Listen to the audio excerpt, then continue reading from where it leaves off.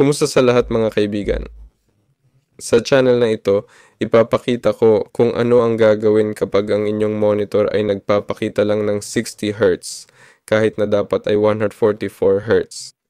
May dalawang paraan para malutas ito. Una, ang pinakasimpleng paraan ay piliin ang tamang frequency.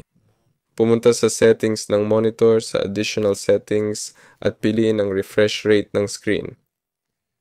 Ito, halimbawa, ang aking unang monitor. Sa pangalawang monitor, pwede ring piliin ang nais na frequency. Kung wala ang kailangan mong frequency, subukan itong baguhin sa control panel ng iyong graphics driver.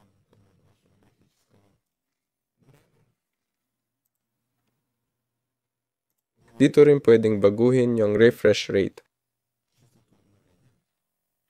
Kung wala pa ring tamang frequency, inire-recommenda kong palitan ang cable.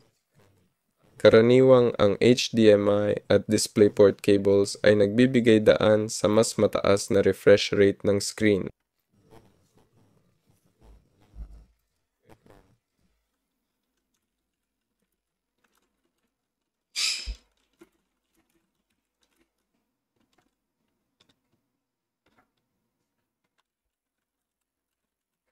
Halimbawa, ang HDMI 1.4 cable ay kaya hanggang 144 Hz. Ang HDMI 2.0 naman ay kaya hanggang 240 Hz. Kaya nakadepende talaga sa cable. Ayon, kaya inire-recommenda kong palitan ito. Yun lang ang lahat. Ako si Alosh. Mag-like at mag-subscribe sa channel. Sana'y maganda ang inyong buhay. Good luck sa inyo. Paalam sa lahat.